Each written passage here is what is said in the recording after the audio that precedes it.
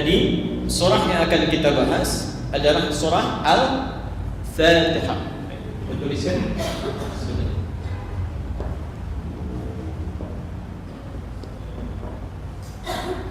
Terdiri dari kalimat Fatihah plus al di depannya. Pelan-pelan. Fatihah itu artinya yang membuka, sesuatu yang membuka. Pelan-pelan. Apa yang dibuka kan belum jelas, ya, belum jelas.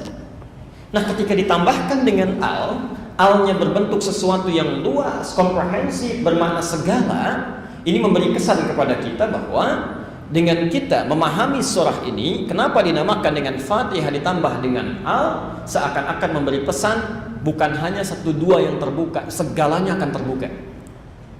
Apa yang dimaksud segalanya akan terbuka? Segala yang baik-baik yang kita butuhkan. Di seakan-akan kalimat singkatnya, kalau kita memahami kandungan surah Al-Fatihah ini, maka seluruh kebaikan di muka bumi ini plus di akhirat nanti yang kita harapkan akan terbuka. Semua yang tertutup terbuka, semua yang sulit jadi mudah. Jadi kalau kita memahami kandungan Al-Fatihah dari ayat pertama sampai dengan akhirnya, maka semua yang kita butuhkan dalam kehidupan ini, baik dunia ataupun akhirat nanti, akan terbuka kebaikannya pada kita semua. Jelas di sini? Jadi yang sulit akan mudah, penyakit akan sembuh, sesuatu yang tidak bisa dijangkau akan terjangkau. Jelas ya? Baik. Karena itu mohon izin, saya mohon fokus nanti membahas surah ini, karena ini surah yang sangat penting. Bahkan saking pentingnya diletakkan sebagai surah pertama di Quran, membuka mushaf. Saking pentingnya menjadi surah pertama yang dibaca dalam salat, bahkan diulang-ulang. Dan hari ini nanti kita akan bahas kenapa surah ini diulang-ulang dalam salat. Di intinya, kalau Bapak Ibu memahami kandungan surah Al-Fatihah ini dari awal sampai akhir, maka segala kebaikan dalam hidup yang kita harapkan insya Allah akan terbuka. Jelas di sini? Hanya persoalannya, ada orang-orang yang membaca Al-Fatihah, bahkan tiap hari tidak kurang 17 kali dibacakan minimal dalam salatnya, tapi kok kebaikan tidak terbuka-buka. Yang sakit tetap sakit, yang sulit tetap sulit, rezeki tetap terhambat. Padahal dinamakan Al-Fatihah, seharusnya kalau dibacakan, dipahami, seharusnya terbuka semua itu. Apa yang keliru? Kita pernah bahas bahwa dulu zaman Nabi SAW ada kepala suku sakit, semua dokter, tukang obat, tabib sudah mengangkat tangannya tidak mungkin sembuh. Dibacakan Al-Fatihah sembuh, insyaallah. Ada seseorang yang punya kesulitan memahami Al-Fatihah, dia amalkan, terbuka kesulitannya. Orang-orang sekarang membacakan Al-Fatihah ratusan kali, ribuan kali, tapi tidak pernah mendapatkan kemudahan yang dijanjikan itu. Apa masalahnya? Di sini persoalannya, jangan-jangan setiap orang yang membacakan Al-Fatihah itu umumnya bahkan tidak mengerti apa yang dibacakannya, tidak memahami kandungannya. Karena itulah kita pelajari dari mulai ayat pertama sampai akhirnya. Mudah-mudahan dengan pemahaman kita dan mengamalkan isinya, justru pemahaman itu yang membuka kebaikan-kebaikan dalam kehidupan kita, bukan bacaannya, tapi pemahaman kita terhadap isinya. Maka satu, kita masih menyimpulkan pertemuan lalu, satu, Bismillahirrahmanirrahim, yang mengawali surah Al-Fatihah ini sebagai ayat pertama memberikan pesan, jika semua kebaikan dalam hidup ingin terbuka, maka lakukanlah seluruh aktivitas kita lakukanlah seluruh aktivitas kita Bismillah, karena Allah, merasa diawasi Allah. Minum, lakukan karena Allah, Bismillah. Makan, lakukan karena Allah. Bekerja, lakukan karena Allah. Kita sudah bahas ini dengan tuntas, nanti silahkan lihat rekaman sebelumnya. Di huruf ba di situ yang memiliki 14 makna itu, menunjuk kepada al-musahabah awil ilsaq, sesuatu yang lekat dan merasa diawasi. Hati-hati tidak semudah mengucapkannya. Sekali lagi saya tekankan makna kalimat ini. Jadi kalau Bapak Ibu merasa aktivitasnya serasa bersama Allah atau dilihat, diawasi Allah, itu akan beda dengan orang yang tidak merasa diawasi Allah. Saya pernah terangkan, mau minum, Bismillah. Tidak mungkin orang yang bismillah meminum minuman yang tidak diridhai oleh Allah. Ya. Anda mau kerja, para ayah melangkahkan kakinya bismillah, atau yang belajar misalnya, tidak mungkin melangkahkan kakinya pada tempat yang tidak disukai Allah. Mustahil itu. Ya. Karena saat Anda melakukannya, Anda merasa sedang dilihat Allah. Saat Anda bicara, Anda merasa didengar Allah. Jadi kalau yang terima telepon bismillah, terima telepon, itu mustahil berkata sesuatu yang buruk, mustahil. Ya. Karena saat yang bersamaan dia merasa sedang didengar oleh Allah percakapannya. Dia tidak akan menggunjingkan orang lain, tidak akan berdusta, tidak akan nulis SMS yang tidak tepat ketika mengawali dengan bismillah. Nah, kalau sudah sesuatu dilakukan karena Allah, maka perbuatannya disebut dengan takwa. Pelan-pelan. Kalau ketakwaan sudah meningkat, maka terbukalah dua peluang dalam kehidupannya. Ya. Satu, pelan-pelan,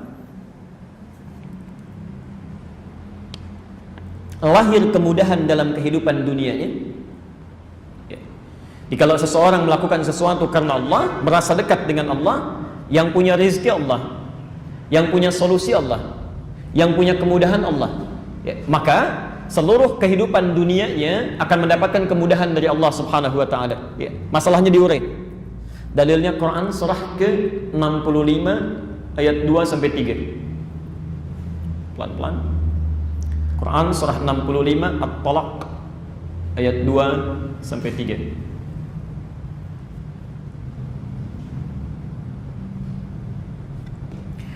Wa may yattaqillaha yaj'al lahu makhraja. Lihat ujung ayat kedua. Wa may yattaqillaha, siapa yang meningkatkan takwanya kepada Allah. Tadi saya sudah sampaikan, kalau minum dilakukan karena Allah, makan dilakukan karena Allah, bekerja merasa dilihat Allah, segala perbuatan yang dilakukan karena Allah, tadi disebut apa? Takwa, ya. Nah, sekarang perhatikan kata Quran, siapa yang melakukan sesuatu karena takwa, ya, dia tingkatkan takwanya. Di ibu bapak dari bangun sampai tidur lagi melakukan aktivitas karena Allah, itu kan gak mudah tuh, ya, tidak mudah. Ya. Ketika kita kerjakan itu, perhatikan persamaannya.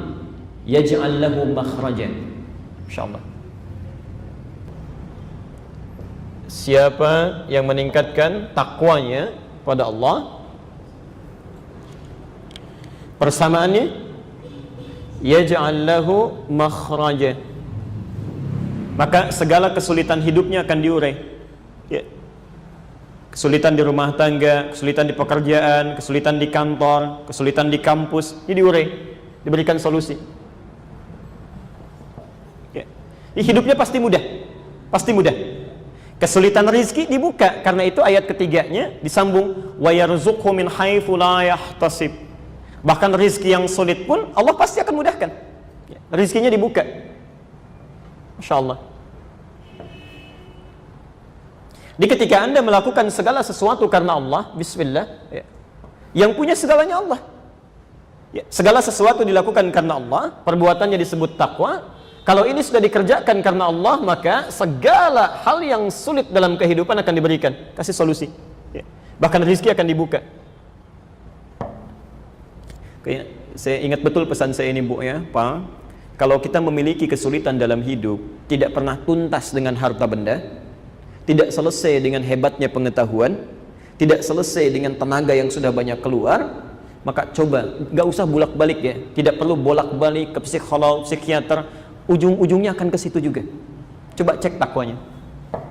Pasti ini yang bermasalah. Pasti ini. Ya. Nah, Allah sudah janji kalau kita tingkatkan ini selesai masalah. Ya, selesai persoalannya. Sifat Allah yang memberikan kemudahan dalam urusan dunia itu disebut dengan Rahman.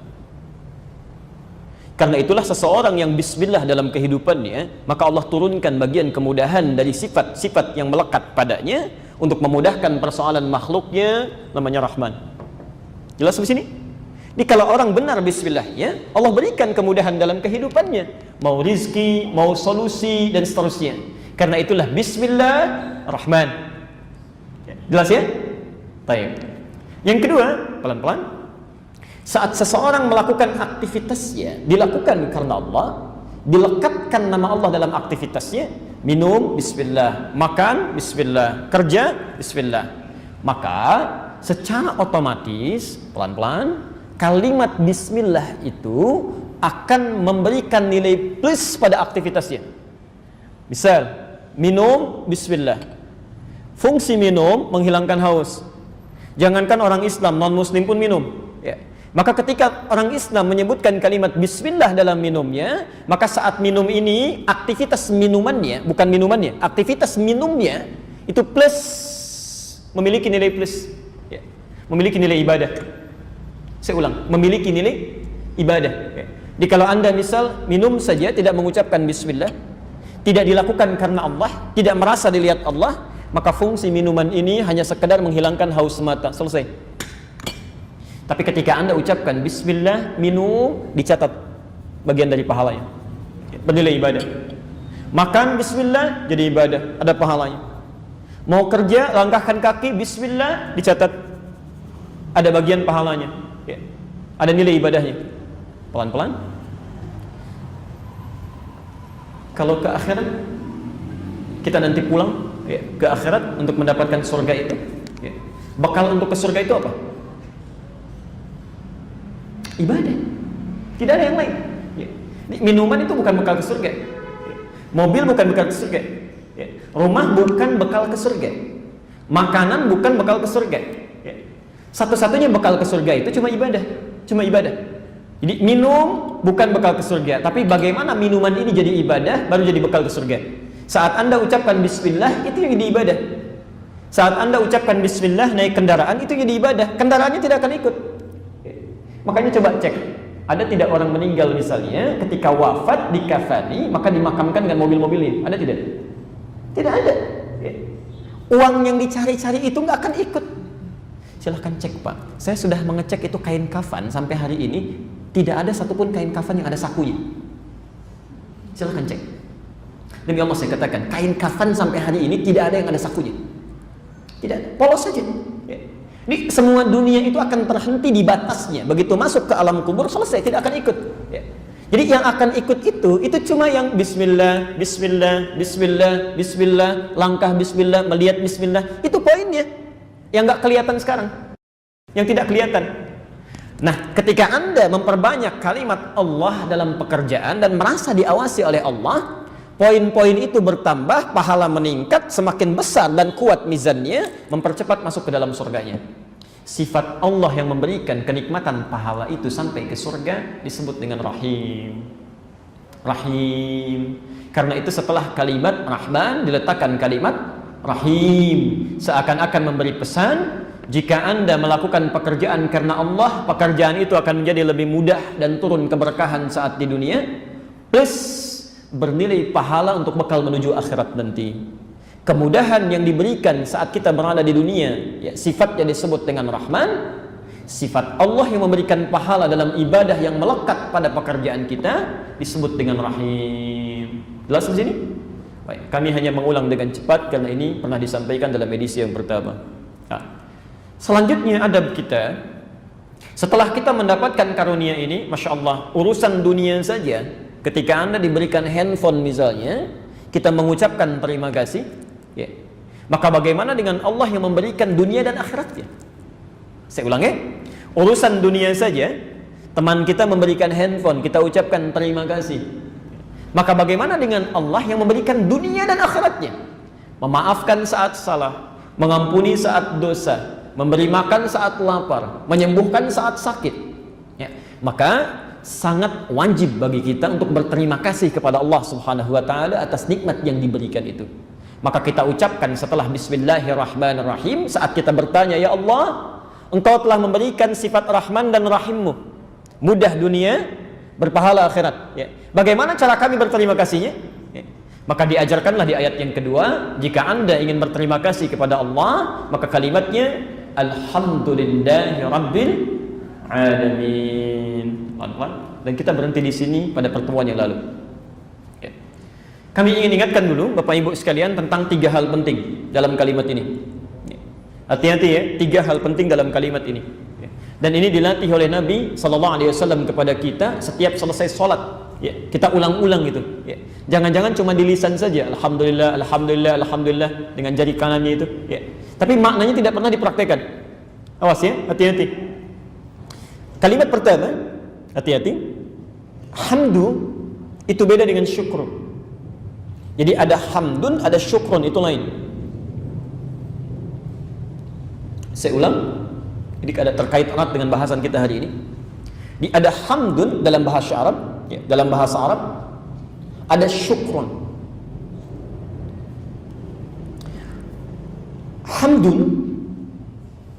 Hamdun adalah ungkapan pujian atau terima kasih. Ungkapan pujian atau terima kasih pada satu pemberian,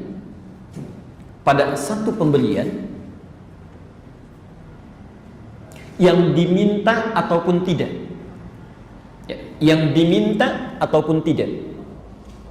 Insyaallah. Hamdun adalah satu ungkapan pujian atau terima kasih pada pemberian yang diminta ataupun tidak. Ya. Saya beri contoh misal, ya.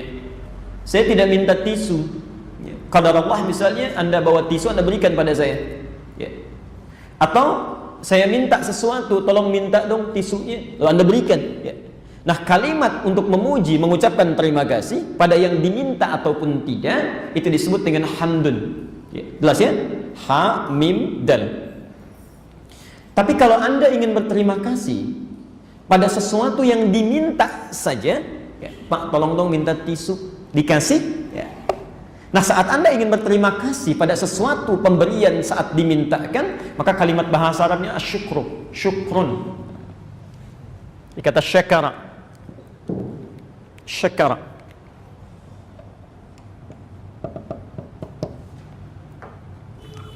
Pelan-pelan karena nanti ini akan kita bahas dengan lebih banyak.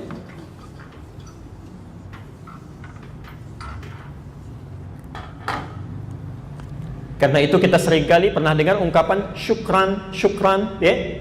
Baik, kita minta bantuan misalnya, ya, afwan ya akhi, maaf indaka misalnya mindil, apa Anda punya sapu tangan, ya, tisu. Begitu dikasih kita ucapkan syukran. Pernah dengar itu? Nah, jadi syukran itu digunakan untuk mengungkapkan terima kasih pada satu pemberian dari hasil permintaan.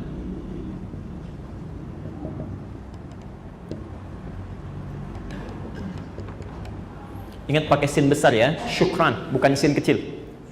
Kalau sin kecil sukran artinya mabuk, ya, mabuk. Jadi kalau Anda ucapkan sukran artinya selamat mabuk, ya, tidak tepat. Nah, di dalam surah Al-Fatihah ayat keduanya yang digunakan bukan kalimat syukron tapi kalimat hamdun. Masya Allah. Seakan-akan ada isyarat di situ bahwa saat kita akan bersyukur kepada Allah, ingat betul ini ya, baik, syukuri segala nikmatnya, jangan pernah bedakan apa yang telah diberikan Allah dari yang kita mintakan, atau justru, awas hati-hati, atau justru dari nikmat yang tidak pernah kita minta tapi diberikan. Seakan-akan ada isyarat dari kalimat ini, pelan-pelan, nikmat Allah itu saking banyaknya, ya, bukan hanya pada apa yang kita mintakan, ya. Bahkan banyak di antara nikmat Allah yang diberikan nyaris apa yang tidak pernah kita mintakan kepadanya. Seakan-akan Allah mengatakan, saya berikan kalimat hamdun di sini bukan syukron karena saya berikan nikmat kepadamu. Jangankan kau minta, tak minta pun saya berikan. Saya cek sini, saya cek ya pelan-pelan, kita buktikan. Yang punya oksigen siapa? Allah. Pernah nggak Bapak Ibu sehari aja minta oksigen kepada Allah? Ya, ada orang berdoa misalnya selesai sholat, ya Allah berikan hamba oksigen. Pernah nggak begitu? Tidak ada. Ya. Tapi subhanallah, nggak diminta pun ngasih.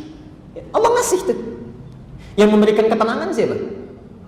Allah. Agak jarang rasanya ada orang berdoa berikan hamba ketenangan, jarang sekali, ya. Kecuali saat punya kegelisahan atau kesulitan, ya.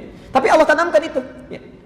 Allah tanamkan. Jadi jangankan pada yang kita minta, minta rumah, minta mobil, minta kemudahan, jangankan pada yang diminta, Allah itu memberikan pada yang tidak diminta pun Allah kasih. Dan biasanya, maaf, biasanya yang tidak diminta itu lebih banyak, lebih mahal, lebih penting dibandingkan dengan yang diminta. Contoh, penting mana mobil dengan ketenangan? Jadi ngukurnya, Pilih mana? Kaya tapi gelisah atau miskin tapi tenang? Tidak mudah ya? Kaya tapi tenang. Punya mobil tapi gelisah, nggak punya mobil tapi tenang, pilih mana? Punya mobil. Baik, saking pentingnya ya, saking pentingnya. Saya kembalikan dulu pelan-pelan. Jadi kalimat hamdun di sini ingin memberikan pesan kepada kita. Mohon izin, mohon maaf, seakan-akan kalau kita ingin berterima kasih kepada Allah, jangan saat diberi sesuatu yang kita minta saja. Itu tidak tepat. Awas, hati-hati ya, hati-hati karena ini kaitan dengan ayat ketiga nanti. Ya. Karena ada orang mulai syukur kepada Allah saat menerima pemberian yang dia mintakan, yang jarang diminta justru Allah berikan, nggak pernah disyukuri.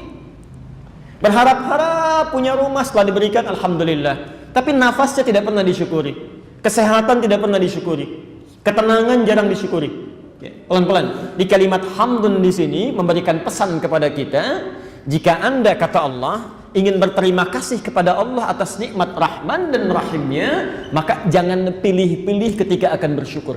Semua nikmat syukuri. Di ketika Anda mengucapkan kalimat setelah sholat, kan subhanallah yang pertama itu ya, kedua alhamdulillah, maka ketika Anda mengucapkan alhamdulillah, itu bukan cuma di lisan, tapi coba rasakan kenikmatannya. Makanya kalau orang benar alhamdulillahnya, itu pelan-pelan, Bu. Nggak ada alhamdulillah, alhamdulillah, alhamdulillah, alhamdulillah. Tidak ada. Dia ketika mengucapkan alhamdulillah, alhamdulillah, dia ingat oksigen hari ini, ketenangan hari ini, kesehatan hari ini, kenikmatan hari ini, ya, masya Allah, kebaikan di keluarga, masya Allah, kelengkapan dalam kehidupan, alhamdulillah, alhamdulillah, alhamdulillah, alhamdulillah. Itu yang diinginkan tuh itu, ya, yang dimaksudkan itu. Jelas sampai sini? Baik. Ditolong dalam prakteknya ketika Anda mengucapkan alhamdulillah, hamdun di situ menunjuk jangan pada yang diberikan saat meminta. Please. Ya, plus yang diberikan saat kita tidak memintanya. Ya, saya tekankan lagi, pada kalimat hamdun, fungsi kedua, pelan-pelan, fokus sini. 3 hal penting. Bapak Ibu kan sering berdoa, kenapa doanya sulit terkabulkan, diberikannya sedikit dan sebagainya. Kuncinya di sini. Satu kata hamdun sudah kita selesaikan. Kedua ya. Di sini seperti yang tadi berfungsi istighraq, menunjuk kepada totalitas, keseluruhan, total, luas. Kalau yang ini jangan bedakan nikmat pada yang diberikan saat dimintakan ataupun tidak. Kalau yang ini sikap kita saat bersyukur, perhatikan ya. Saat Anda bersyukur kepada Allah mesti total. Jangan disisipi oleh kalimat-kalimat lain yang menurunkan syukur kita.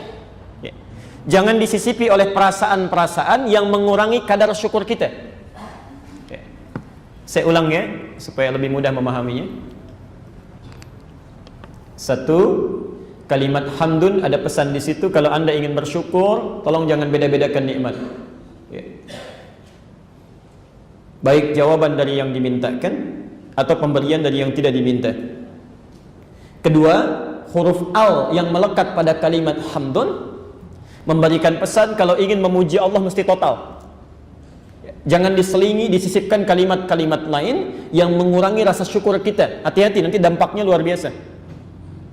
Contoh, saya berikan gambaran pertemuan lalu. Seringkali ada seseorang ketika ditanya, misal sembuh dari sakit, ya, keluar dari rumah sakit, Pak bagaimana kabarnya, sudah baik kan? Alhamdulillah, ya walaupun sedikit lah, tinggal latihan jalan. Nah kalau sudah pakai al, iyahnya dibuang, nggak usah pakai ya lagi. Ya. Ibu gimana kondisinya sekarang Papa? Alhamdulillah Pak, semakin lebih baik ya walaupun sedikit-sedikit. Walaupunnya buang, sudah. Ya. Nah nggak usah pakai udah, nggak usah pakai walaupun, tidak usah pakai ya. Kalau sudah alhamdulillah total saja, serahkan pada Allah. Ya. Bersyukur apa yang sudah diberikan, nikmati itu. Ya. Karena Allah itu maha tahu apa yang dibutuhkan oleh kita. Ya. Barangkali butuh sedikit kakinya supaya lebih banyak beristighfar lagi, ya. Diberikan kesembuhan dari kepala sampai dengan lututnya, sementara di telapak kakinya belum sepenuhnya, supaya banyak zikirnya ditambah lagi. Nanti pahalanya kalau sudah cukup, sudah lebih baik, diberikan keseluruhannya. Ya. Jelas sampai sini? Pelan-pelan. Ya. Di kalimat kedua al menunjukkan totalitas dalam bersyukur. Kalimat ketiga, Rabbul Alamin. Rabbul Alamin. Hati-hati. Memberikan pesan keyakinan dalam nikmat yang diberikan Allah. Memberikan pesan keyakinan dalam nikmat yang diberikan oleh Allah. Jadi hamdun, pesan untuk tidak membedakan nikmat baik yang diminta ataupun tidak. Al, memberikan pesan totalitas dalam bersyukur kepadanya, kepada Allah. Kalimat Rabbul Alamin yang terakhir memberikan pesan keyakinan atas segala nikmat yang diberikan oleh Allah. Nanti kami terangkan pesan keyakinan atas segala nikmat yang diberikan oleh Allah Subhanahu wa taala. Pelan-pelan.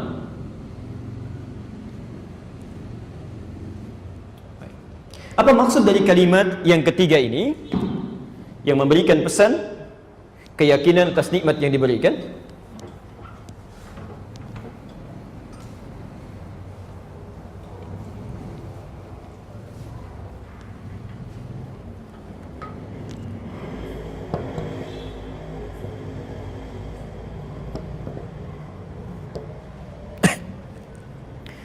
Bapak Ibu sekalian, kalimat yang terakhir ini begitu penting, memberikan hal yang meyakinkan pada kita. Awas, hati-hati ya. Dan ini nanti sesuatu yang menentukan apakah kita mendapatkan nikmat lagi atau tidak. Saya ulang, kalimat terakhir ini yang sangat menentukan apakah kita akan mendapatkan nikmat lagi atau tidak.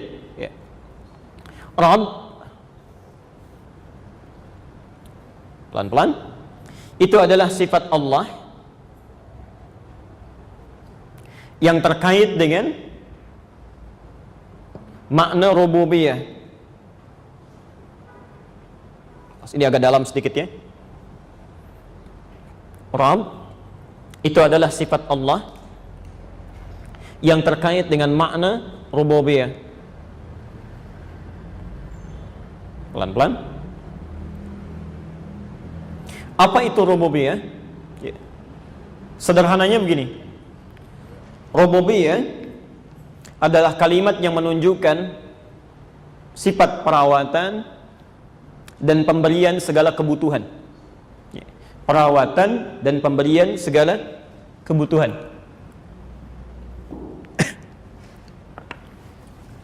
Misal, Anda sakit disembuhkan, kurang diberikan, minta sesuatu dipenuhi, salah dimaafkan, dosa diampuni. Itu rububiyah namanya. Di segala kebutuhan kita yang ingin dirawat dan diberikan segala kecukupannya, sifatnya disebut dengan rububiyah. Nah, nama yang melekat pada Allah, pemilik sifat rububiyah ini, itu disebut dengan Rabb. Rabb. Makanya Bapak dan Ibu saat kita akan memohon kepada Allah, minta untuk kebutuhan kita, apa yang sering kita ucapkan? Rabb. Rabb. Kalau jamak kan Rabbana Rabbana, Rabbana, Rabbana Dan semua redaksi doa di Quran umumnya menggunakan kata ini. Doa yang paling favorit apa? Rabbana atina fid dunya hasanah wa fil akhirati hasanah wa qina adzabannar. Al-Baqarah ayat 201 itu kan Rabb. Rabbana la tu'akhidna in nasina aw akhtana. Rabbana zalamna anfusana wa illam taghfir lana wa tarhamna lanakunanna minal khasirin. Rabb. Kenapa yang dimintakan kalimat Rabb? Rabb, Rabb, karena sifat ini yang menunjukkan perawatan dan pemberian kasih Allah kepada kita, yang memenuhi kebutuhan kita, melepaskan dari kesulitan ini, rububiyah. Baik, pelan-pelan. Saya teruskan dulu. Ketika Anda ingin bersyukur kepada Allah, hamdun, jangan bedakan nikmat. Baik. Hamdun, jangan bedakan nikmat. Mesti total. Total dalam memuji. Total dalam memuji. Jangan sertakan kalimat-kalimat lain. Ini. Yang ketiga, ketika Anda mengucapkan kalimat Rabb, yakinkan pada diri kita bahwa semua nikmat ini hanya memang berasal dari Allah. Tidak ada peran kita di situ. Saya ulang ya. Yakinkan pada diri kita Memang semua nikmat ini berasal dari Allah yang punya sifat rububiyahnya. Kita nggak ada peran di situ. Ya, tidak ada peran kita sedikit pun. Awas, hati-hati ya, hati-hati. Awas, agak tipis-tipis dengan al ini. Kalau al mesti total dalam memuji. Kalau al meyakinkan bahwa semua nikmat itu tidak punya peran kita di dalamnya, seluruhnya berasal dari Allah yang memiliki sifat rububiyah. Ya. Jadi kalau kita ingin bersyukur dikasih sehat, memang yang punya sehat cuma Allah, bukan kita. Ya. Jangan ada rasa kita punya peran di situ. Ketika kita ingin bersyukur, misal Anda ingin bersyukur pada Allah ditambah nikmat materinya, rumah lebih luas, ya, kendaraan mulai bertambah. Nah, saat Anda ingin bersyukur itu, rasakan nikmat ini semuanya punya Allah. Ya. Kita nggak punya peran di situ. Ya. Dalam tanda petik peran di nikmatnya, ya, semua datangnya dari Allah. Pelan-pelan. Ini kadang-kadang sering muncul sesuatu gambaran dari diri kita yang mengurangi kadar keyakinan ini. Ya, saya beri contoh begini. Bu, anaknya cerdas ya, dapat ranking 1. Alhamdulillah, ini nikmat dari Allah. Tapi ya, ini juga harus belajar. Memang saya mendidik dia malamnya harus latihan 3 jam sekali. Terus papahnya juga cari yang baik-baik. Itu barangkali yang menentukan dia mendapatkan ranking. Itu sudah mengurangi kadarnya. Jadi kalau kita sudah mengatakan Rabb, maka sudah selesai peran kita di situ. Ya. Serahkan sebagai adab, serahkan. Walaupun kita punya peran ikhtiar di situ, tapi untuk adab kita kepada Allah serahkan. Memang nikmat ini punya Engkau ya Allah. Ya. Kami tidak punya turut campur di dalamnya. Ya. Jelas sampai sini? Nah, maka ditutuplah dengan kalimat Al-Alamin. Masya Allah. Ini yang paling indah. Ini asalnya dari kata alam.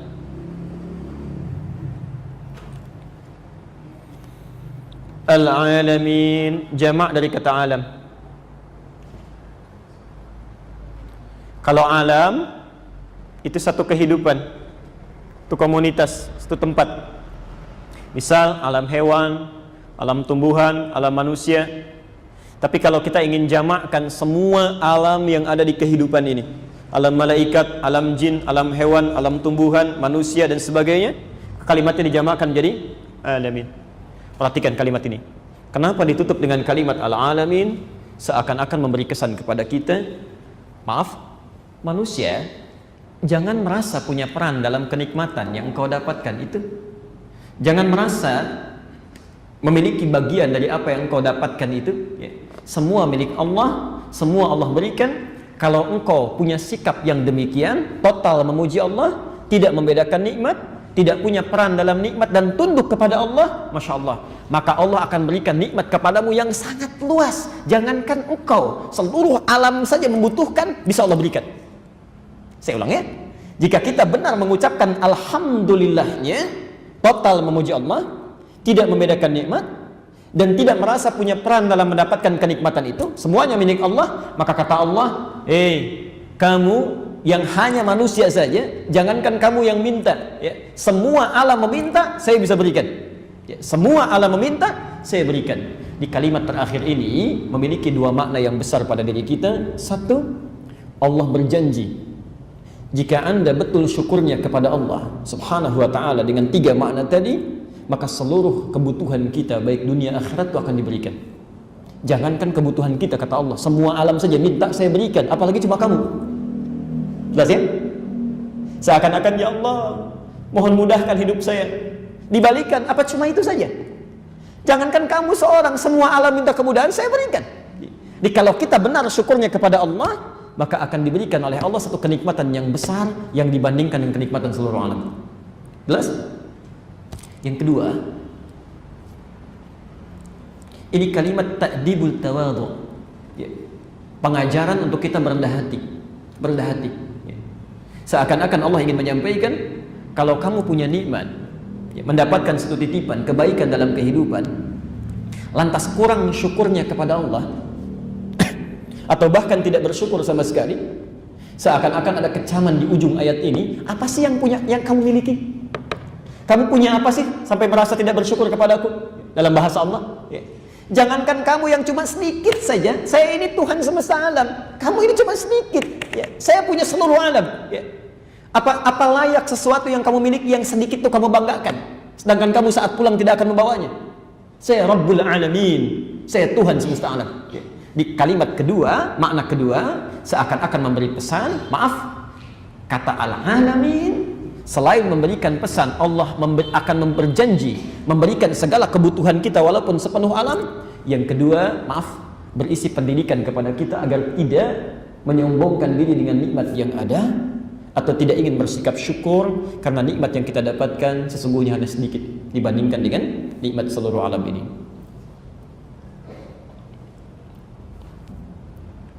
Saya persingkat, kalimat Al-Alamin memiliki dua makna utama atau memberikan dua pesan utama. Satu, jaminan dari Allah, jaminan dari Allah untuk memberikan segala kebutuhan dunia akhirat kita. Jaminan dari Allah untuk memberikan segala kebutuhan dunia akhirat kita. Kalau bahasa bebasnya begini ya, kau mau minta apa sih? Jangankan untuk kamu, semua alam minta saya berikan, apalagi cuma untuk kamu. Jelas ya? Jadi maaf, kalau Anda tiap hari mengucapkan Alhamdulillah, tapi hidupnya sulit, ya, bekerja sulit, belajar sulit, ya, kemudahan tidak didapatkan, cek ada yang salah di dalam kalimat itu. Ada yang keliru. Ya. Yang kedua, maknanya penegasan Al-Quran, penegasan Al-Quran agar tidak bersikap sombong, agar tidak bersikap sombong dengan nikmat yang dititipi, dengan nikmat yang dititipi. Penegasan Al-Quran agar tidak bersikap sombong dengan nikmat yang dititipi,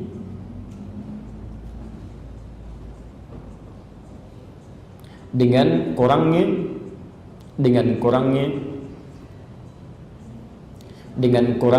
rasa syukur, dengan kurangnya rasa syukur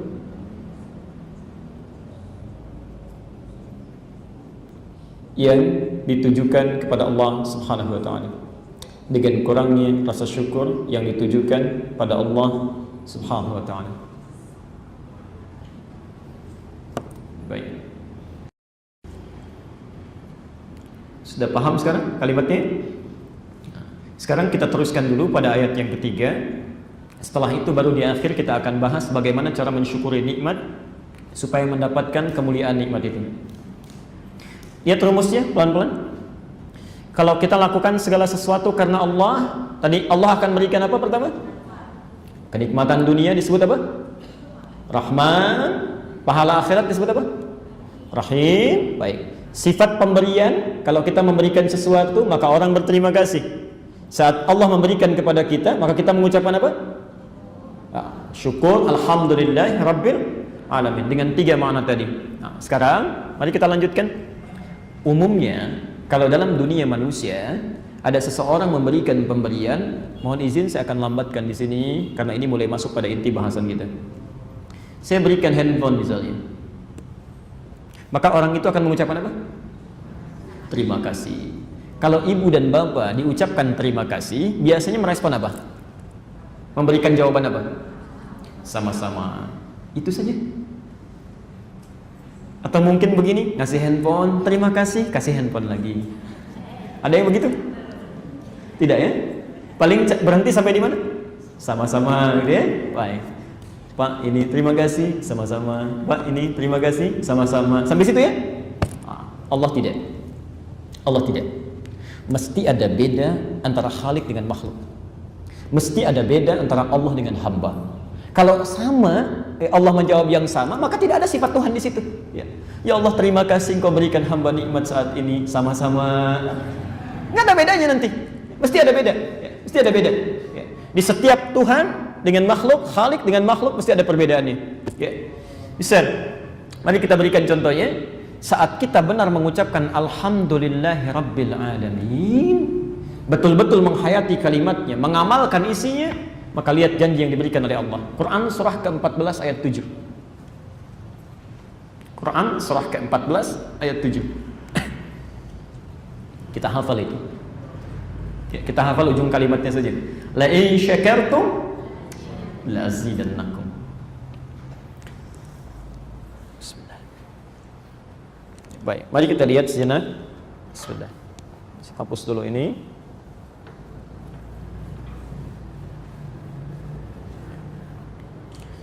Baik, kami tuliskan sejenak. La in syakartum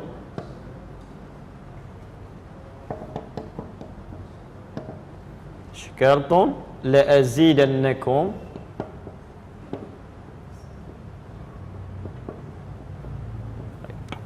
Perhatikan rumusnya, ini persamaan Quran ya. Baik, Bapak Ibu sekalian, saya mohon izin sebentar untuk mengingatkan. Ingat, kalau kita berbicara Quran, maka kaidah pertama yang dibuka oleh Allah dalam Al-Quran itu tidak boleh ragu. Saya ulang ya. Kalau kita ingin berbicara tentang Quran, maka kaidah pertama yang dibuka dalam Al-Quran oleh Allah, kalimat pertamanya itu tidak boleh ragu. Ya, nanti lihat rinciannya. Alif Lam Mim Dzalikal Kitabu La Raiba Fi. Lihat kalimatnya. Kata Allah, semua keterangan yang ada dalam Al-Quran itu kaidahnya tidak boleh diragukan. Jangan ragu ya. Jadi kalau Anda punya keraguan sedikit saja, maka isi Quran itu tidak akan ada manfaat untuk kita. Hanya berhenti di bacaan saja ya. Jadi kalau Allah katakan A, pasti A itu sampai kiamat pun akan A ya. Quran menyampaikan sifat orang munafik hari ini, besok bisa berubah. Tapi Quran menyampaikan sifat orang munafik hari ini sampai kiamat pun akan sama ya.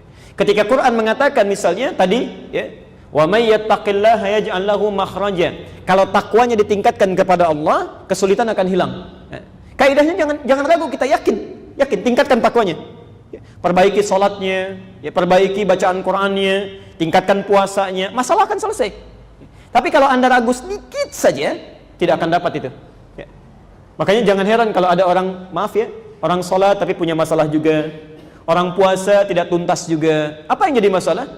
Kaidahnya tadi ya, tidak digunakan, barangkali ada keraguan atau tidak tepat dalam menjalaninya.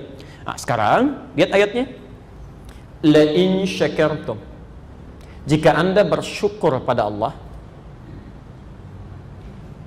berterima kasih atas nikmat yang diberikan ya. Allah kasih kita Rahman, kemudahan dunia, Allah kasih kita Rahim, pahala akhirat, lalu kita syukuri itu ya. Terima kasih ya Allah, alhamdulillah, terima kasih ya Allah, Masya Allah. Perhatikan, la azidannakum, menggunakan la, bukan li tapi la. Kemudian azidannakum, kata Allah, pasti aku akan tambahkan kembali nikmat itu. Saya ulang, kata Quran, jika Anda bersyukur atas nikmat yang diberikan, Rahman dan Rahim ini disyukuri, kaidahnya kata Quran, di kaidahnya tidak boleh ragu, kaidahnya orang yang bersyukurnya benar, maka nikmat yang telah Allah berikan itu pasti akan ditambah kembali ya, diberikan lagi. Dan hebatnya ketika Allah mengatakan akan ditambah lagi, itu tidak langsung mengatakan tambah, tapi diawali dengan la ya. Padahal bisa Allah mengatakan la in syakartum azidannakum, la-nya dibuang, la-nya dibuang ya. Tapi kenapa menggunakan huruf la ya? La ini disebut dalam bahasa Arab dengan harfut taukid ya. Huruf yang menguatkan ya, yang meyakinkan. Seakan-akan Allah berkata begini, hei, kalau engkau bersyukur kepadaku, yakinkan pada dirimu, pasti aku akan gandakan nikmat itu ya. Aku akan tambahkan lagi. Saya beri ilustrasi begini, kalau saya katakan, kalau ibu saya sampaikan sesuatu, percaya nggak? Alhamdulillah, nanti jam 3 ada Presiden Pak Jokowi kesini, percaya nggak? Oh enggak. Baik, kalau Nabi yang sampaikan, percaya nggak? Percaya. Kalau Allah yang sampaikan ya. Allah tidak harus berjanji, tidak harus meyakinkan kita untuk mengatakan sesuatu. Yang Allah sampaikan pasti benar. Ayat ini saking pentingnya ingin menegaskan kepada kita sampai ditambah la, padahal tidak pakai la pun pasti ditambah. Tidak pakai la pun pasti ditambah. La in syakartum azidannakum, pasti ya. Tapi kenapa menggunakan la? Seakan-akan ada kalimat di situ yang mengisyaratkan pada kita sebagai motivasi ya, memberikan dorongan ya. Ayo cepat syukur. Jangan biarkan nikmat itu mengendap begitu saja. Kamu harus tambahkan lagi ya. Kamu harus dapatkan lagi ya. Saking sayangnya Allah kepada kita ketika memberikan nikmat, Allah ingin nikmatnya jangan sedikit harus banyak. Allah ingin tidak berhenti sampai di situ. Ya. Saking sayangnya kepada hambanya. Apa sudah cukup belum? Ayo jangan berhenti di situ. Harus tambah lagi, tambah lagi. Ya. Allah kuatkan pada kita. Kamu harus yakinkan pada dirimu. Kalau engkau sikapi dengan syukur, maka aku akan terus tambahkan, terus tambahkan, terus tambahkan. Ya. Yakin sampai sini? Jelas sampai sini? Baik. Karena itulah ketika Allah menutup kalimat ini di ayat keduanya dengan Alhamdulillahi Rabbil Alamin. Jika Anda benar syukurnya, tadi kan di ujung berjanji, jangankan kamu minta untuk kebutuhanmu, seluruh alam saja minta saya berikan. Nah, maka ketika kita berkata, ya Allah, kami syukuri itu nikmat yang Kau telah berikan, maka Allah tepati janjinya, ditambahkan kembali nikmat yang telah diberikan kepada kita. Tadi maaf, pelan-pelan, kalau kita lakukan sesuatu karena Allah, kita mendapatkan apa? Sifat dunia tadi Rahman, sifat akhirat Rahim. Ketika Anda mensyukurinya, maka Allah akan berikan kembali itu didobel, ganda, 2 kali lipat. Karena itulah setelah Alhamdulillahi Rabbil Alamin diberikan kembali Ar-Rahman Ar-Rahim. Jadi bukan pengulangan, ya. Tidak ada pengulangan dalam Al-Quran, ya. Saya tegaskan, tidak ada ayat yang diulang dalam Al-Quran. Tidak ada ayat yang diulang dalam Al-Quran. Kalau dalam kaidah ilmu tafsir itu taksisun li maknan jadid, ya. Untuk memberikan makna-makna baru yang terkait dengan ayat sebelumnya. Kenapa kalimat Ar-Rahman Ar-Rahim diletakkan setelah Alhamdulillahi Rabbil Alamin, ya. Seakan-akan ada isyarat. Lihat sini urutannya. Jika Anda melakukan seluruh aktivitas karena Allah, maka Allah berikan kemudahan dunia Rahman, bernilai pahala akhirat Rahim. Alhamdulillahi Rabbil Alamin. Jika pemberian ini Anda syukuri dalam kehidupan, ya, maka Allah akan menambahkan nikmat ini kembali, ya, supaya berganda untuk kita. Maka ditegaskan kembali setelah Alhamdulillahi Rabbil Alamin, Ar-Rahmanir Rahim, la azidannakum. Kami tambahkan Rahman, kami tambahkan Rahim. Jelas di sini?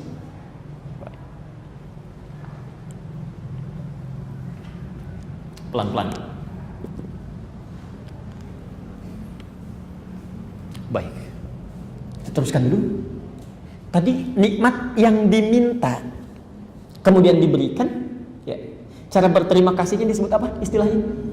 Masih ingat? Syukur. Baik. Nikmat yang diminta ataupun tidak kemudian diberikan, cara berterima kasihnya disebut apa?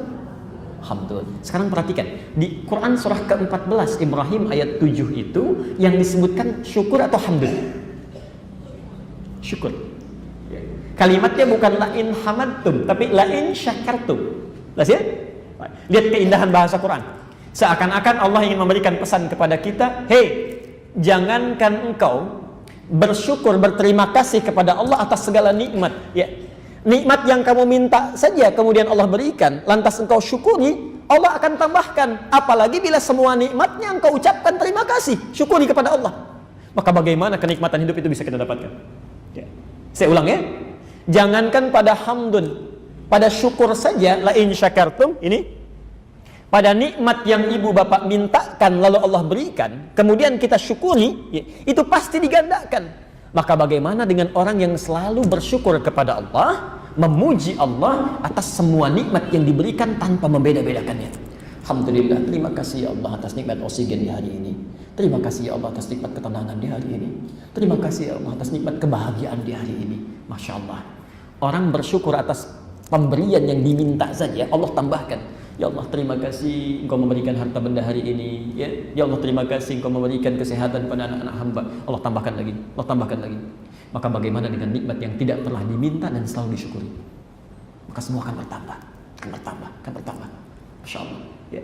Karena itu pelajaran penting bagi kita. Kenapa kalimat Ar-Rahman Ar-Rahim diletakkan kembali setelah Alhamdulillahi Rabbil Alamin, untuk memberikan pesan bahwa Allah menepati janjinya bagi siapapun yang selalu mengetengahkan syukur kepadanya, memberikan ucapan kasihnya, maka Allah akan tambahkan setiap kenikmatan yang dia butuhkan dunia dan akhiratnya. Jelas di sini? Baik. Terakhir, kita berhenti di sini. Lalu barangkali ada beberapa hal yang mau ditanyakan, kami perkenankan. Ya. Terakhir, bagaimana cara bersyukur itu? Bagaimana caranya bersyukur? Pelan-pelan. Tadi kan kita baru berhenti cara mengungkapkan ya, cara mengungkapkan. Sekarang cara mensyukuri nikmatnya. Baik. Misal kita beri contoh. Alhamdulillah ada yang memberikan handphone misalnya. Oke? Sudah? Lalu kita ucapkan alhamdulillahirabbil alamin. Alhamdulillah Rabbil Alamin. Maka saat Anda mengucapkan itu, total memuji Allahnya. Jangan bedakan nikmatnya dan rasakan bahwa ini bukan karena peran kita mendapatkan handphone, tapi karena Allah berkehendak menitipkannya pada kita. Jelas ya? Jadi jangan merasa, oh karena saya nih diberikan jasa, ada jasa kemudian dia balas. Tidak. Karena Allah berkehendak memberikannya pada kita. Mudah bagi Allah, walaupun Anda punya banyak kebaikan pada orang lain, mudah bagi Allah untuk menghambat orang itu memberikan nikmat pada kita. Jelas sampai sini? Baik. Nah, sekarang masuk bagian yang pentingnya. Bagaimana sekarang cara mensyukuri nikmatnya? Handphonenya sudah ada. Bagaimana cara mensyukurinya? Maka bagian terakhir inilah yang menentukan apakah nikmat nanti akan ditambah atau tidak oleh Allah. Kita catat dulu. Syukur nikmat. Bukan kalimat syukurnya, tapi syukur nikmat. Berarti menggunakan segala nikmat yang dititipkan, pelan-pelan, menggunakan segala nikmat yang dititipkan sesuai dengan fungsi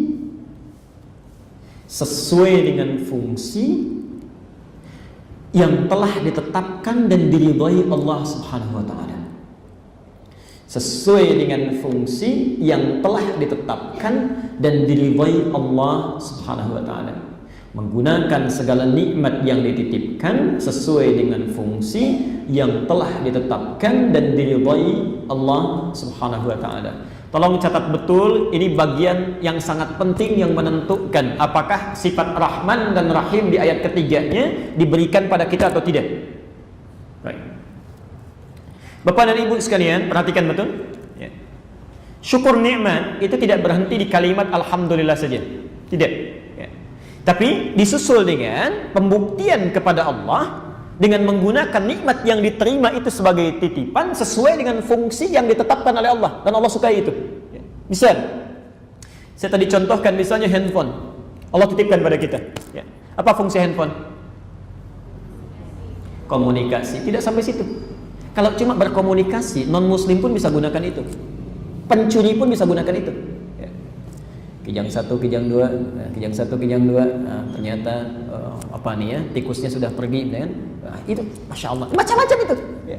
Yang dimaksud orangnya sudah nggak ada, sudah keluar dari masjid, tapi sendalnya masih di situ. Terkambil, gitu ya. Ya. Macam-macam. Pencuri pun bisa berkomunikasi. Penjahat pun bisa. Tapi seorang muslim yang bersyukur dengan nikmat handphone yang dititipkan, maka tidak akan berhenti sampai kalimat itu. Berkomunikasi pada apa yang disukai Allah. Ya. Jadi tidak mungkin, mustahil ada orang bersyukur dengan handphone yang dia gunakan pada yang tidak disukai. Buat status yang tidak disukai. Saya tidak nyangka ya ternyata dia begitu. Itu bukan syukur. Ya. Tidak mungkin mengucapkan kalimat yang tidak disenangi. Ya. Kalimat-kalimat kotor, kalimat-kalimat buruk. Tidak mungkin mengirimkan sesuatu via handphonenya pada yang tidak diridhai oleh Allah. Gambar-gambar yang tidak tepat. Menggunakan handphonenya untuk mengakses berita yang tidak tepat. Itu mustahil. Ya, mustahil. Tapi kalau Anda mengucapkan alhamdulillah, tapi buktinya berseberangan dengan apa yang diucapkan, yang diikrarkan, maka tidak akan muncul nikmat yang selanjutnya itu.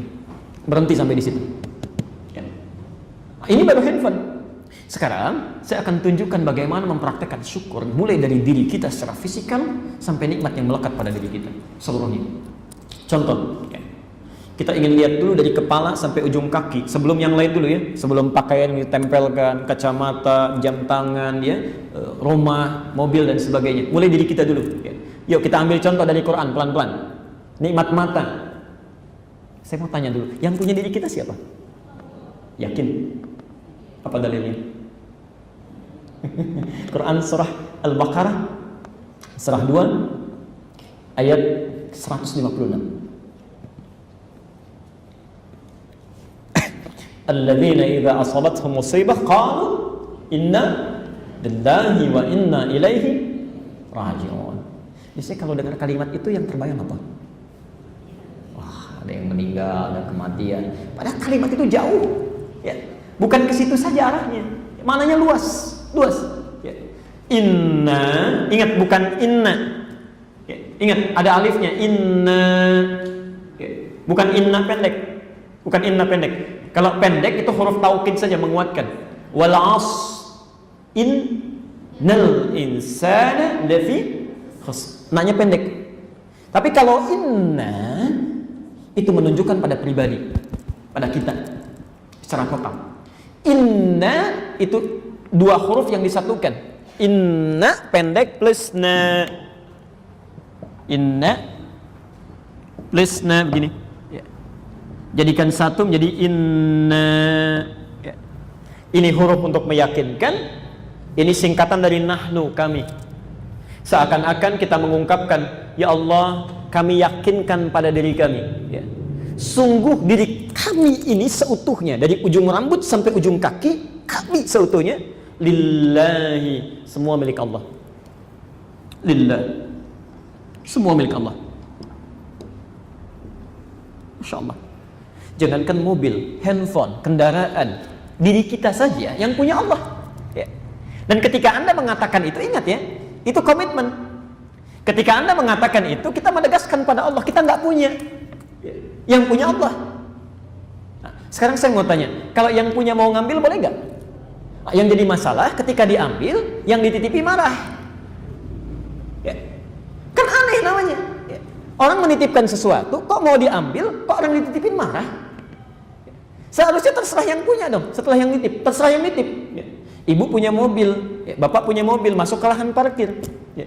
Begitu mau dipakai, dibawa pulang, tukang parkir marah. Kok dibawa pulang, Bu? Emang kenapa? Saya yang punya. Ya. Kan aneh ya? Baik, jadi mata kita punya Allah, telinga punya Allah. Terserah Allah mau diambil kapan saja. Ya. Terserah Allah. Mau diambil sekarang, mau diambil besok, yang punya Allah kok. Nggak usah marah. Yang jadi masalah adalah hukum dititipi. Hukum dititipi di alam manapun itu selalu melekat pada pemeliharaan. Setiap yang dititipi punya konsekuensi, tanggung jawab untuk memelihara dan merawatnya. Bapak pernah nggak terfikir bagaimana responnya kalau menitipkan motor misalnya di satu tempat parkir, begitu mau diambil spionnya hilang, standarnya rusak, ya, bannya pecah, bagaimana responnya? Nah sekarang saat nanti satu kali Allah akan mengambil, Allah akan melihat dari mulai ujung rambut sampai ujung kaki, apakah digunakan sesuai dengan fungsi yang telah Allah tetapkan atau tidak. Ya. Maka yuk kita lihat fungsi mata apa? Tuh, sudah keliru. Kalau cuma melihat, penjahat pun bisa lihat. Kalau cuma melihat, non muslim pun bisa lihat. Kalau Anda ingin mensyukuri dengan nikmat pandangan ini, Allah titipkan mata, pandangan, keadaan sehat, ingin disyukuri, maka kalimatnya tidak berhenti pada di situ. Melihat yang baik-baik, melihat yang diridhai oleh Allah Subhanahu wa taala. Makanya kalau orang syukur dengan pandangannya, ketika melihat sesuatu yang tidak Allah suka, dia akan palingkan. Akan dia lihat. Tidak akan dia lihat. Quran surah ke-24 An-Nur ayat 30 untuk ikhwan para laki-laki, ayat 31 untuk perempuan. Lihat kalimatnya. Qul lil mu'minina yaghuddu min absarihim. Katakan pada pria-pria yang merasa masih punya iman. Masya Allah, merasa masih punya iman. Jadi kalau ketentuan ini dilanggar, imannya bermasalah. Hati-hati, ibu juga tidak merasa aman karena ayat 31-nya untuk perempuan. Wa qul lil mu'minati, dan katakan pada perempuan yang merasa masih punya iman. Ya. Perhatikan, untuk laki-laki, yaghuddu min absarihim, palingkan pandangan dari apa yang tidak diridhai Allah. Ya. Jadi mustahil ada seorang muslim bersyukur dengan matanya melihat yang buruk-buruk, itu bukan syukur namanya. Ya. Tiap hari saya suka bingung kadang-kadang, gagal paham dengan situasi ini. Ya. Dari mulai subuh sampai isya, alhamdulillah, alhamdulillah, alhamdulillah, alhamdulillah. Tapi pandangannya nggak bisa dijaga. Melihat acara yang tidak tepat, gambar-gambar yang tidak elok, kalimat-kalimat yang tidak tepat, itu mustahil. Seharusnya kalau lisannya alhamdulillah, rabbil alamin, itu matanya nggak akan sembarangan. Itu lihat nggak tepat, palingkan. Ya, Allah nggak suka, palingkan. Pasti begitu itu. Ya. Ini mustahil ada orang mensyukuri nikmat matanya, melihat sembarangan itu mustahil. Demi Allah saya katakan, mustahil. Jelas sampai sini? Baik. Ibu juga begitu. Ketika melihat sesuatu yang tidak tepat, ketika mengucapkan alhamdulillah itu dijaga. Jaga. Makanya Masya Allah lihat masjid senang, lihat Quran senang, lihat orang-orang soleh mengerjakan amal soleh senang. Ingat pesan saya ya, ingat betul pesan ini. Nanti di Nurul Bahri kami ajarkan ilmunya di Tazkiyatun Nafas. Hukum penglihatan tidak berhenti sampai di sini. Di orang-orang yang terbiasa melihat yang baik, baik lawannya apa? Buruk. Ingat betul ini ya. Kalau seseorang merasa melihat yang baik-baik, hukum ini berlaku. La in syakartum la azidannakum. Jadi kalau orang terbiasa melihat baik, maka kebaikan dikumpulkan oleh Allah. Dan dia akan alergi melihat yang jelek. Tidak akan sanggup. Ya. Tapi sebaliknya, kalau seseorang terbiasa melihat yang buruk, ya, maka baik tidak akan pernah bersatu dengan yang buruk, tidak akan nyambung. Ya. Minyak tidak akan pernah nyatu dengan air. Makanya kalau orang kebanyakan lihat yang jelek, yang baik itu tidak akan pernah peka. Tidak akan nyambung. Ya. Ingat betul ya, baik hanya akan nyambung dengan yang baik-baik, yang jelek dengan yang jelek-jelek. Ya. Tidak akan pernah bertemu baik dengan buruk, mustahil. Ya. Ada orang pakai baju koko lewat, ya, Masya Allah, dengan yang bertemu dengan yang pakai jubah. Itu tidak kenal pun, pasti bisa sapaan. Assalamualaikum, minimal senyum. Ya. Tidak pernah terjadi, bisa ada orang pakai baju koko, ada maaf ya, orang sedang mabuk, ada tato, jalan misalnya, Assalamualaikum, gak ada. Lewat aja gak akan nyambung. Ya. Tidak ada chemistry-nya. Ya. Karena itu, maafkan saya kalau kalimatnya kurang bagus. Jika Anda masih bisa mungkin melihat sesuatu yang tidak Allah sukai, maka ada yang salah tuh yang masuk ke dalam mata. Ada yang keliru masuk ke dalam pandangan. Ya. Karena mustahil seorang muslim bisa melihat sesuatu yang tidak disukai. Itu baru mata. Coba cek sampai ujung kaki. Telinganya, mulutnya. Hati-hati mulut yang paling bahaya ya. Karena mulut ini merambat ke semua organ tubuh. Ya. Bahkan nanti di Quran dilukiskan begini. Ada orang yang salah makan, ya. Kemudian masuk makanannya haram, beredar dengan darahnya, lalu darah itu terus mengedarkan ke seluruh tubuh jadi daging, ya. Dan masuk ke telinganya di sumbatan. Anehnya, ada orang punya telinga tapi nggak bisa dengar karena makan yang haram itu.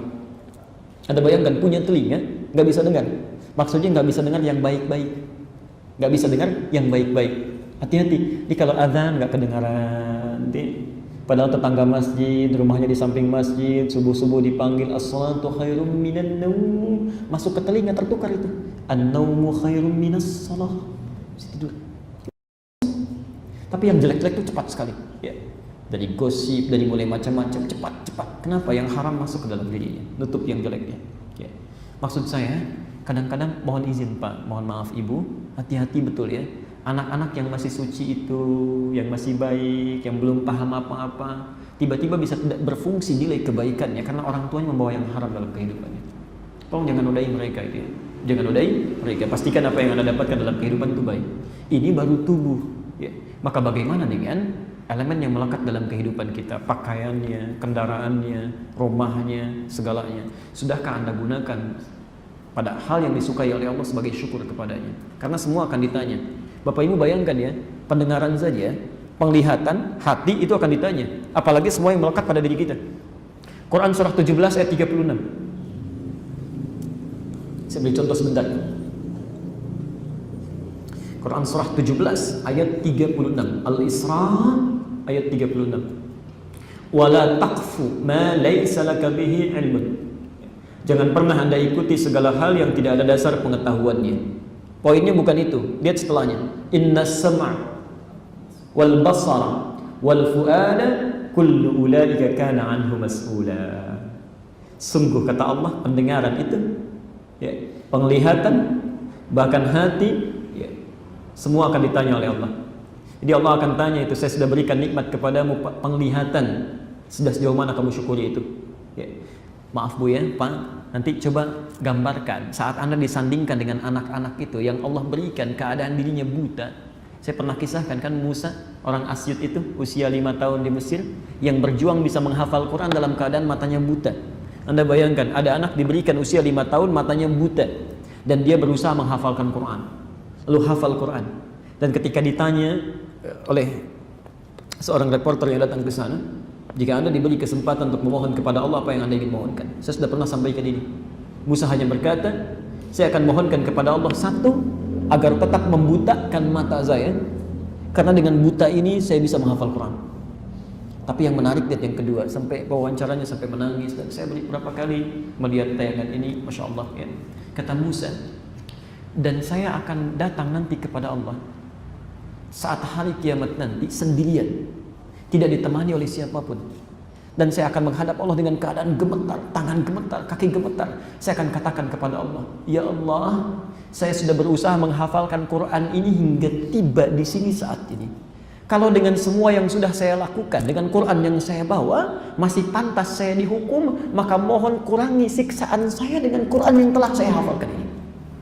Bisa bayangkan, kurangi hukuman saya dengan Quran yang telah saya hafalkan ini. Maka bagaimana menurut Anda ketika ada seseorang usia 5 tahun mata buta berusaha menghafal Quran sampai hafal untuk membuktikan dan mensyukuri nikmat penglihatannya seketika? Maka bagaimana dengan orang yang diberikan 50 tahun, 60 tahun yang seluruhnya waktunya sangat panjang tidak pernah digunakan untuk melihat yang baik-baik? Maka hati-hati. Itu baru pandangan, belum pendengaran sampai ujung kakinya. Dan kita belum berbicara tentang pakaian, ya, tentang kacamata, tentang mobil. Maka kalau Anda ingin syukuri nikmat berpakaian, saya sering sampaikan, pakai dulu untuk kepentingan Allah. Pakai dulu. Misal, nanti hisabnya lebih mudah, lebih mudah. Anda dapat pakaian misalnya, sebelum gunakan pada yang lain, gunakan untuk Allah, pakai dalam sholat. Jadi ketika Allah tanyakan satu saat nanti, dari mana engkau dapatkan, kemana engkau gunakan? Jawabannya ringan. Wahai Allah, bahkan sebelum hamba jawab, engkau maha tahu apa yang ingin hamba jawab. Semua hamba dapatkan dari harta yang sangat halal, pertama kali hamba gunakan, digunakan dalam keadaan untuk sholat kepadamu. Ringan, insya Allah. Bapak kalau dapat pakaian pertama kali digunakan apa? Insya Allah. Kami peroleh dari harta yang sangat halal, ya Allah. Kemana digunakan? Pertama pakai pesta, ya Allah. Masya Allah. Hati-hati ya. Hati-hati di sini. Jadi itulah Ar-Rahmanir Rahim. Satu ketegasan yang disampaikan oleh Allah bahwa jika kita bersyukur kepada Allah atas segala nikmat yang diberikan, maka Allah berjanji akan menambah nikmat sepanjang kita menggunakan nikmat itu sesuai dengan peruntukannya. Maka gunakanlah mobil itu ya, yang akan jadi saksi ketika Anda kembali kepada Allah di akhirat nanti pada kebaikan-kebaikan ya. Gunakan pulpennya untuk mencatat yang baik-baik, gunakan rumahnya untuk mengisi yang baik-baik, karena satu saat mulutnya akan dikunci dan semua yang terkait dengan kehidupan kita itu yang menyampaikan kepada Allah atas apa yang pernah dilakukan. Baik. Terakhir, kalimat ini pun Ar-Rahmanir Rahim memberikan kesan kepada kita akan sifat Allah yang maha pemurah ya, maha penyayang dan maha halus. Saya ulang, kalimat Ar-Rahmanir Rahim juga menegaskan kepada kita akan sifat Allah yang maha penyayang, pemurah dan maha halus. Biasanya cuman yang ini yang dibahas oleh para ulama tafsir ya. Yang sebelumnya jarang diungkap. Yang kedua ini yang sering disampaikan ya. Kita kembalikan sebentar Bapak Ibu sekalian. Tadi kalimat Rabbul Alamin, makna keduanya ya, Tuhan semesta alam ya. Baik, pelan-pelan.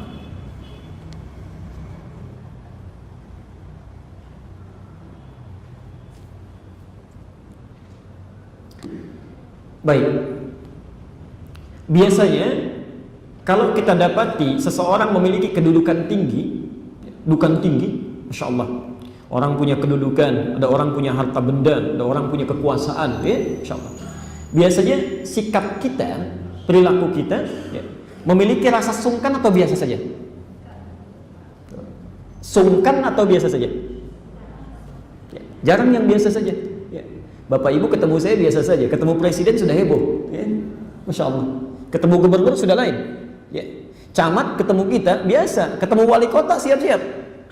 Di umumnya ketika seseorang memiliki kedudukan atau memiliki peningkatan dalam materi kehidupannya, itu akan berdampak pada sikapnya dan penilaian orang lain kepadanya.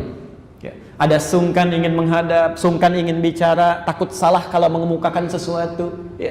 Bicara dengan kami mungkin biasa, tapi ketika diundang presiden barangkali belajar semalaman, kan? Kata-kata apa yang mau disampaikan, jelas ya?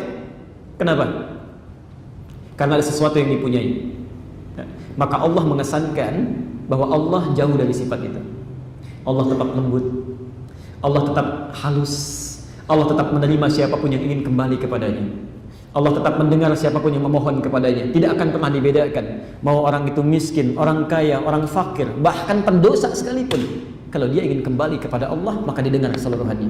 Ingin menegaskan bahwa maaf, Ar-Rahmanir Rahim, sekalipun saya, kata Allah, Rabbul Alamin, pemilik semua alam, tapi sifat saya beda dengan makhluk. Ya. Saya tidak angkuh pada sesuatu hal yang tidak wajar. Saya tidak sombong pada sesuatu hal yang tidak wajar. Saya tidak membeda-bedakan makhluk saya ketika akan kembali kepada saya. Semua akan saya terima karena saya Rahman dan Rahim. Jangankan seorang hamba yang taat, pendosa paling kakap pun kalau ingin kembali, saya Rahman dan Rahim. Jelas di sini? Seakan-akan ada pesan, jangan pernah bersikap angkuh ketika ada penambahan dalam kehidupan kita karena ada yang lebih dibandingkan dengan itu. Jadi kalau Allah saja yang memiliki seluruh alam tidak angkuh pada yang tidak wajar, maka bagaimana dengan hamba yang cuma punya sedikit itu pun titipan, masih sombong juga. Ya. Jelas di sini? Ya. Karena itu dulu pernah ada yang sangat kaya di zaman Musa, namanya Qarun. Quran surah ke-28 ayat 76 ya, sampai ayat ke-80-nya itu. Maaf. Kalau Bapak Ibu punya brankas, kuncinya umumnya disembunyikan atau dipamerkan? Ini kunci berangkas saya, ini kunci berangkas saya. Tidak ada ya? Umumnya disembunyikan ya? Qarun tidak. Saya mesti beda dengan yang lain. Saya mesti beda dengan yang lain. Kalau yang lain kayaknya kayak biasa ya, berangkasnya disimpan, kuncinya disembunyikan. Saya, orang semua harus tahu ini saya, ini kuncinya ya. Maka kemanapun dia jalan, inna Qaruna kana min qaumi Musa fabagha alaihim. Qarun itu kaumnya Musa ya. Jadi maaf, Qarun itu sepupuan dengan Musa ya. Di bapaknya Musa itu kakaknya bapaknya Qarun. Musa punya bapak namanya Imran, tapi bukan Imran yang di Ali Imran, Imran yang lain ya. Bapaknya Musa namanya Imran, bapaknya Qarun namanya Yesar. Kedua-duanya keturunan dari Kuhas. Kuhas anaknya Lewi, Lewi anaknya Yakub, saudaranya Yusuf, Yakub anaknya Ishak, Ishak anaknya Ibrahim alaihissalam. Kemudian singkatnya Qarun menjadi kaya. Untuk menunjukkan saya kaya luar biasa, kekayaan bertambah. Maka kemanapun dia jalan, kata Quran, kemanapun dia jalan, di belakangnya selalu ada 10 orang membawa khusus kunci harta bendanya saja, kunci berangkasnya. Kebayang ya, 10 orang kuat membawa kuncinya saja, itu sudah nggak sanggup, sudah tidak sanggup, saking kayanya. Tapi ingin menunjukkan kesombongannya, ingin menunjukkan kesombongannya. Apa hasilnya? Allah murka. Allah murka. Saya saja yang Rabbul Alamin masih Rahman dan Rahim, masa kamu yang punya segitu saja sudah sombong? Allah murka.